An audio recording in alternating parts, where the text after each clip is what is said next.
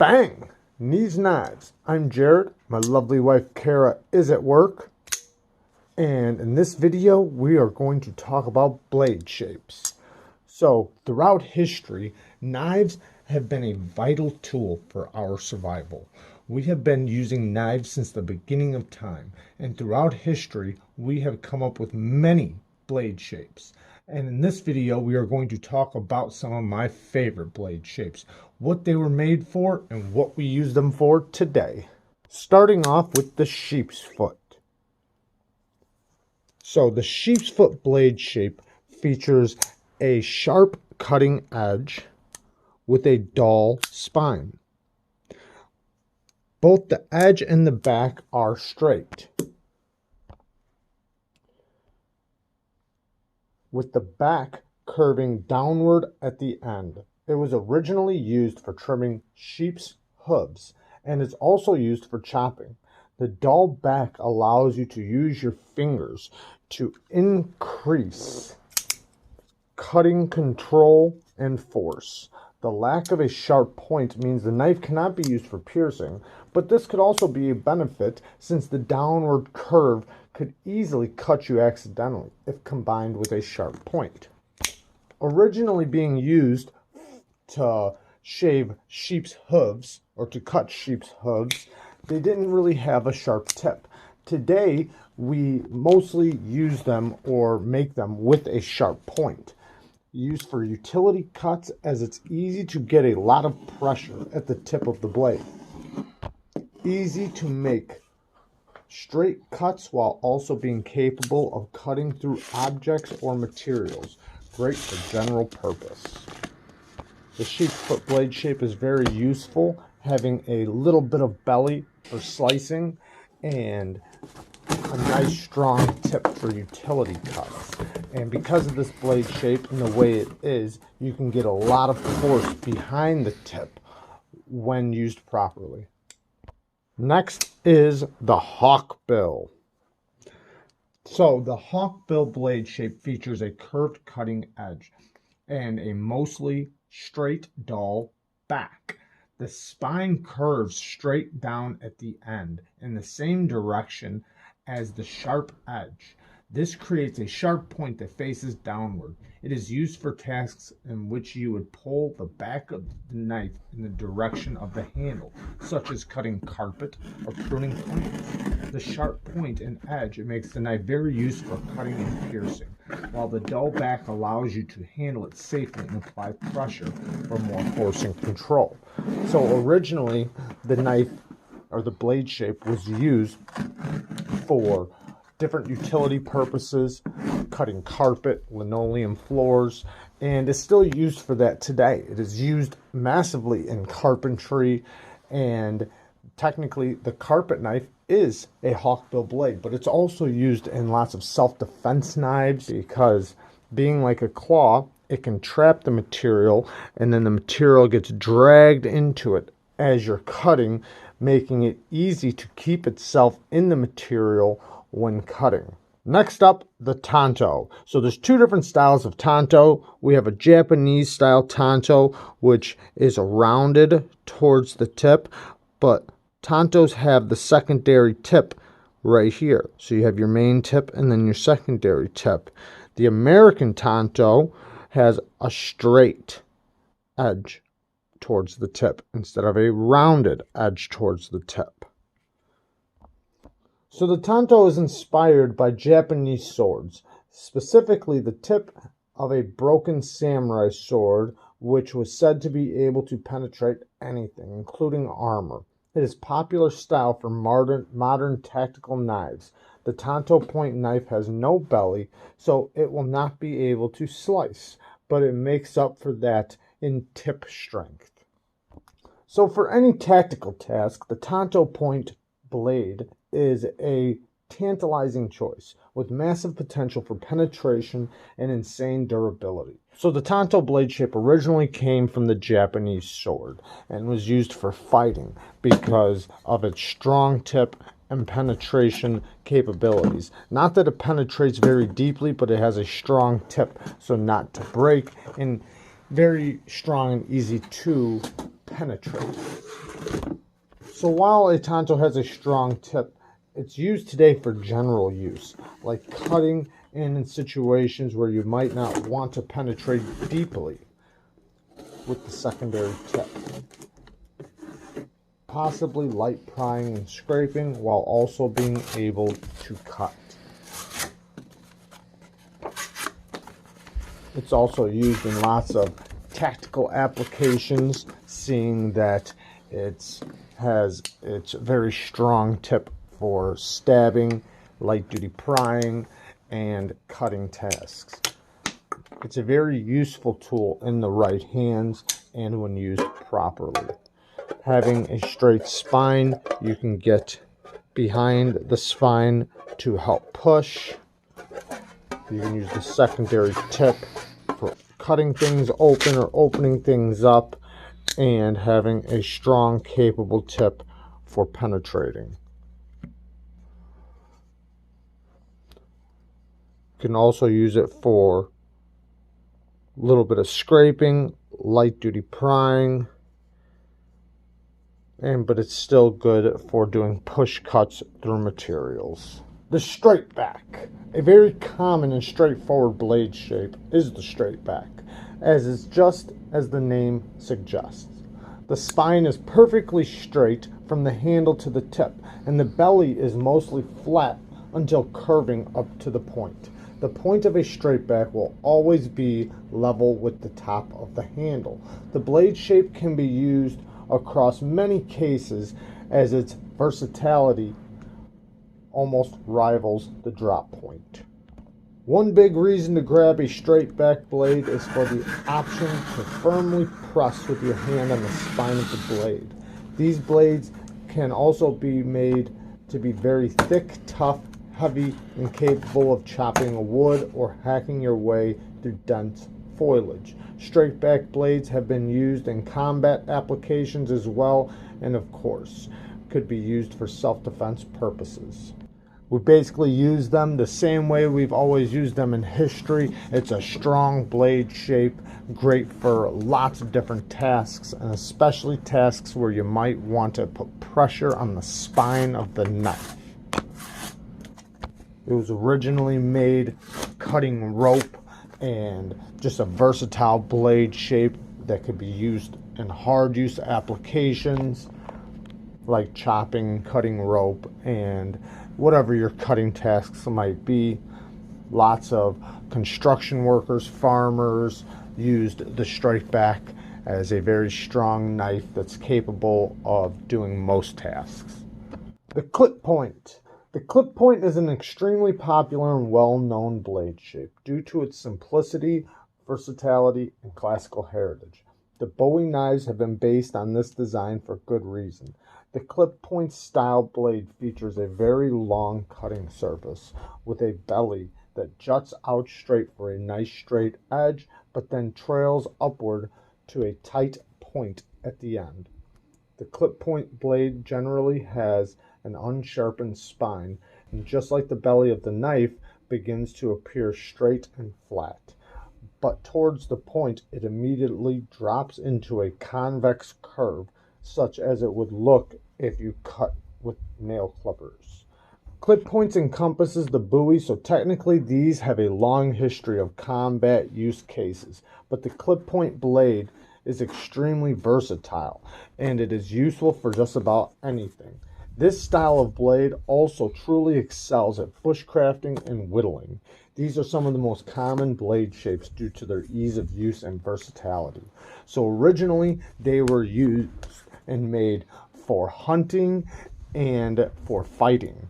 It was originally for a self-defense or fighting knife, while also being able to bushcraft, camp, and hunt. And today we use them for lots of different purposes, including hunting, skinning deer, bushcrafting, camping, chopping. They're used in lots of fixed blades and folding knives. A very versatile blade shape. A belly good for slicing, and a tip that's usually good for piercing. The spay point, what some people would call a reverse Tanto. It's also kind of a modified spay point but we can call it what you want. Reverse Tonto, spay point. Some people might even call it somewhat of a clip point. But the spay blade shape is pretty much solely designed to cut through flesh with accuracy and maneuverability at the forefront of attention. Spay points are commonly used as a scalpel or spaying tool. The shape is a kind of a reverse Tonto with the top of the spine near the point being blunted and flat.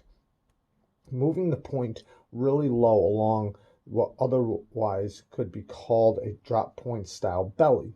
This positioning of the tip allows for minimal penetration capability while keeping the tip low and easy to move through flesh with the belly of the knife at an angle. Commonly used or was originally made for spaying animals while not stabbing or poking them with the tip. And in a folding knife for EDC use, it's a very capable blade shape. Its belly is great for slicing, and it's usually great for push cuts, while also being able to put a lot of leverage at the tip for draw cuts or utility cutting purposes. Especially since this blade shape is well known for having a sharp tip when carried as a folding knife. The Wharncliffe. In the year 1820, for a look at what was going on in the world, Maine had recently become the 23rd state in the burgeoning United States of America. According to the 1878 edition of British Manufacturing Industries, the first Lord of Wharncliffe, James Archibald Stuart Wortley Mackenzie, was having dinner with his relative Archicon Corbett in Great Britain. During wine, the conversation turned to cutlery and the lack of innovation in spring knives, which meant slip joints. Lord Wharncliffe was the patron of Joseph Rogers and Sons, cutlery to their majesties, and one of the most important figures in the famed Sheffield cutlery industry. So he presented the pattern to him. The blade was created and called the Wharncliffe blade after the Lord himself a few years later. To say that the Wharncliffe first appeared in 1820 may be a bit disingenuous. Sometime before the 11th century, the Vikings had a fixed blade called the sax. The sax had a straight edge and a straight tapering towards the point. This looks like the present-day interpretation of the Wharncliffe, pioneered by Michael Janik. Whichever story you want to go with, saying they were made by the Vikings or made by Lord Wharncliffe, either way, a Wharncliffe is supposed to have a straight edge with a tapering spine from the heel of the spine all the way down to the tip. Sometimes you'll see modified Wharncliffes that look and resemble a sheep's foot blade shape, and sometimes are called a sheep's foot blade shape because of the edge right here. And sometimes you'll see sheep's foot blade shapes being called Wharncliffes, but it is great for EDC utility cuts. You can get a lot of leverage down to the tip. It's great at utility cuts, making straight cuts, and being able to put a lot of pressure towards the tip when cutting. But it's also still capable of cutting through things for cutting up just about anything you want. It's not a great slicer because it doesn't have the belly, but it can still cut through whatever you need, as long as the geometry is right. A perfect representation of a Wharncliffe is this knife here, the Artisan Sea Snake. The harpoon. It was originally used on spears and for launching objects like whale hunting.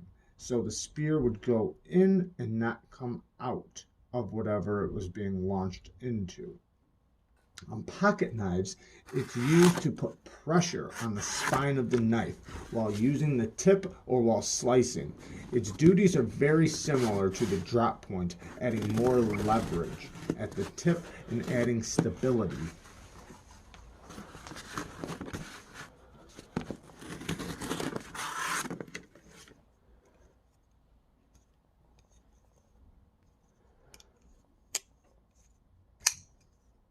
The spear point knife blade shape features a symmetrical curve on both sides of a center spine. It is used for daggers and small knives that are used for thrusting and throwing.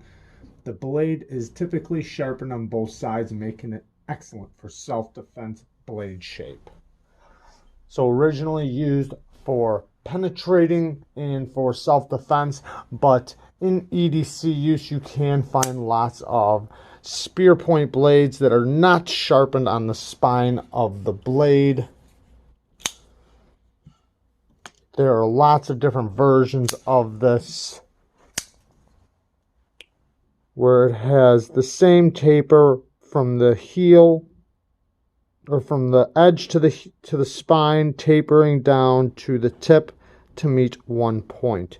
It is great for EDC, a lot like a drop point blade. It's very versatile. You can do lots of slicing tasks. You can use the belly for lots of slicing tasks. You can push through materials and still use the tip. Usually has a very strong tip that you can put a lot of pressure on. Not technically the best at utility cuts, but you can get away with them. The trailing point knife blade shape features a long curved edge, which curves up into a thin point. It is mostly used for skinning and as a fillet knife. The curved edge improves the knife's ability to slice and skin. The blade is usually lightweight, and even today we still use this knife. You will see it in fillet knives for fish and for skinning. Usually very thin with a tip that is higher than the spine. Great for slicing and for skinning. The drop point. The drop point is one of the most common blade shapes for pocket knives as it is so versatile. The drop point knife blade shape features a slight curve and a convex curve on the back of the knife. It is used for most pocket knives since the shape of the blade can be applied to many different applications. This type of blade provides extra strength but is not meant for piercing. The drop point is by far the most popular blade shape today thanks to its versatility. Originally made to be a jack of all trades, a blade shape that could do just about anything but wasn't perfect at anything. Just like they say, a jack of all trades, master of none. But since it's so good at so many different tasks, it's great for pocket knives. It can be used for utility cuts as long as the tip is thin enough. It can be used for slicing, cutting, chopping. It's used in pocket knives, fixed blades, lots of different knives. And it's a great blade shape for everyday carry and can take care of generally most tasks. Now let's talk about the recurve. The recurve blade, it's used on lots of different blade shapes. And basically what the recurve is where the edge makes an S, and it can be used for chopping knives, fixed blades, even folding knives. It's made to help slicing and cutting along with chopping purposes. It's been used in lots and lots of knives, and it does help increase a knife's performance in lots of ways. Cutting through materials, it helps trap materials into its cutting path while the blade goes through the material. When chopping, the belly of it helps create a little bit of weight towards the front of the knife so that you have a lot of leverage when chopping. It has usually a lot of belly, but like I said, there are lots of different recurves on knives. Just about any blade shape can have a recurve on it to improve its cutting capabilities. All right, guys, I know there's a lot of blade shapes I missed. This was just a few. Let me know your favorite blade shape down in the comments. I would love to hear them. And sorry if I missed your favorite blade shape. There are so many out there. They're hard to hit all of them. And I appreciate you guys watching. Peace.